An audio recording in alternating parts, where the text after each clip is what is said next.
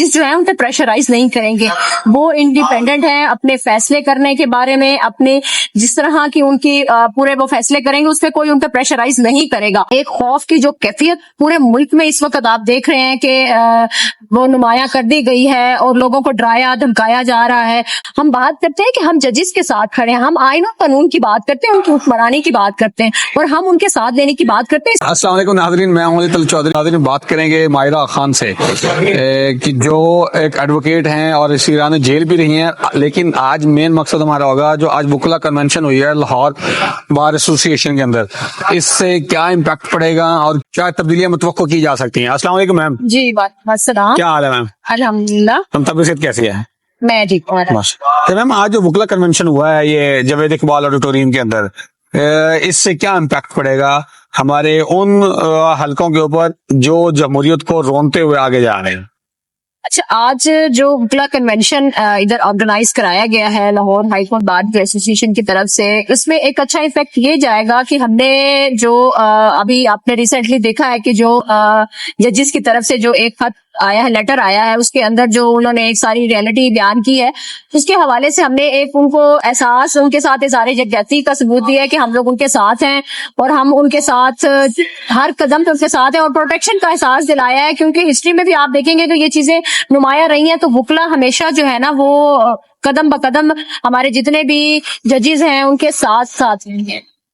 अच्छा मैम, ये तारीख में कभी ऐसा हुआ है कि वकला कन्वेंशन हुआ हो या वकला मार्च हुआ हो तो अदलिया के ऊपर जो बुरा वक्त आया है या कड़ा वक्त आया वो खत्म हो गया हो? हाँ जी, जो हमने अपनी हिस्ट्री में देखा है वो जस्टिस इफ्तिखार चौधरी साहब की जो एक चला था, उसमें वकला ने एक बाकायदा मार्च, बाकायदा एक एहतजाज, जो एक पूरा सीन रहा था यहाँ पर, कितनी ज्यादा स्ट्राइक्स रही थी, कितना मतलब वो काफी हाई लेवल पे गया। और उसके बाद हमने वकला के प्रोटेक्शन के साथ साथ हमने जजिस प्रोटेक्शन को भी एक हमने बरसरे, वो कहते हैं ना कि फ्रंट लाइन पे हम लोग आए थे और हमने उनको बताया कि हम लोग आपके साथ हैं और वो कामयाब भी, हमारी एक तहरीक जो थी वो बहुत कामयाब हुई। मैम, उस वक्त वकला यूनाइटेड थे, सुना है आप यूनाइटेड नहीं है? नहीं, अभी भी यूनाइटेड है। बस अभी जो एक मैं नहीं कहती कि वकला डर गए हैं, लेकिन एक खौफ की जो कैफियत पूरे मुल्क में इस वक्त आप देख रहे हैं कि वो नुमाया कर दी गई है और लोगों को डराया धमकाया जा रहा है। उस हवाले से कुछ वकला नहीं मैं कहती, कुछ लोग खौफजदा जरूर हो गए हैं, कुछ लोग खामोश हो गए हैं, लेकिन उसमें ये नहीं है कि वकला साथ साथ नहीं है। हाँ, आप देखिए सियासी नजरियात मुख्तलिफ आपके हो सकते हैं, लेकिन यहाँ हमारी बात जजिस की है। यहाँ हम लोग इस वक्त जो हम लोग मौजूद हैं, हम एक पार्टी को रिप्रेजेंट करते होंगे, लेकिन हम इस वक्त बात करते हैं अपने वकला की। हम बात करते हैं कि हम जजिस के साथ खड़े हैं, हम आईन और कानून की बात करते हैं, उनकी हुक्मरानी की बात करते हैं और हम उनके साथ देने की बात करते हैं। इस वक्त हमारा ये, हम इस मेरे ख्याल से हमारे हम वकला को ये नहीं सोचना चाहिए इस वक्त कि मेरा ताल्लुक किस पार्टी से या मेरा ताल्लुक किस पार्टी से। हमें इस वक्त फ्रंट लाइन पे आके अपने जजिस के साथ खड़ा होना चाहिए और उनको यकीन दिलाना चाहिए कि हम उनके साथ। मैम, पहले सुनते थे कि वकला के अंदर धड़ेबंदी हो गई है, डिवीजन हो गया है, लेकिन कुछ दिनों से ये भी सुनने में आ रहा है कि ILF के वकला में भी धड़ेबंदी हो गई है। देखिए, ILF के वकला में धड़ेबंदी मैं नहीं कहूंगी कि ऐसी कुछ हुई है। अगर जो हमारी जितनी भी अथॉरिटीज हैं, जितने भी हमारे जो हाई लेवल पे बैठे हैं लोग, अगर वो कोई किसी का नोटिफिकेशन इशू करता है तो हमें उस चीज को एडमिट करनी चाहिए। हाँ, जिसको इशू है वो अपने ऊपर जाकर ये अपना एहतजाज रिकॉर्ड करवाए और इस इशू को रिजॉल्व करवाए। हम हैं, अगर जो हमारे पास ओहदे हैं इस वक्त, जितने भी हमारे मेंबरान हैं ILF के, हम लोग यूनाइटेड हैं अल्हम्दुलिल्लाह। मैम, जिस तरह जजेस ने लेटर लिखा है मुदाखलत के हवाले से और प्रेशर के हवाले से, पहले भी पाकिस्तान की तारीख के अंदर ऐसे प्रेशर भी होता रहा है और इंटरफेरेंस भी की जाती रही है, जुडिशरी में भी, पार्लियामेंट में भी, ब्यूरोक्रेसी में भी। तो क्या आपका ख्याल है इस लेटर से कोई इम्पैक्ट पड़ेगा या ये जो जुडिशल कमीशन बनाया गया है उसकी जो सरबराही कर रहे हैं जज साहब, वो खुद रिटायर्ड जज हैं, तो वो ऑन ड्यूटी जजेस को कैसे इंसाफ दिलवाएंगे? देखिए, अब वो किसी ना किसी जुडिशल कमीशन का सरबराह तो किसी ने तो बनना था ना।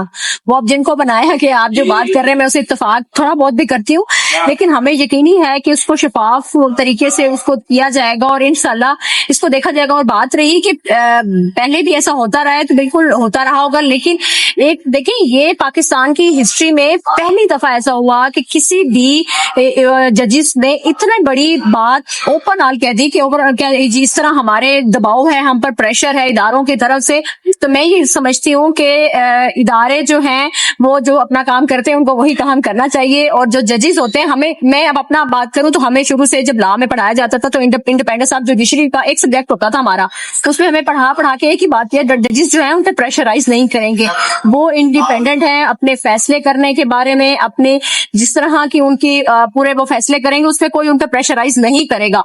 और अगर इस पे ऊपर उनको प्रेशराइज किया गया है, उनकी जमीर ने ये आवाज दी है, तो वो सामने अवाम के सामने ले आए हैं। और मुझे खुशी इस बात की है कि आज सोशल मीडिया की वजह से, पहले भी ये चीजें शायद आती होंगी तो उनको दबा दिया जाता होगा, और मैं समझती हूँ इस वक्त किरदार सोशल मीडिया का है। Thank you ma'am.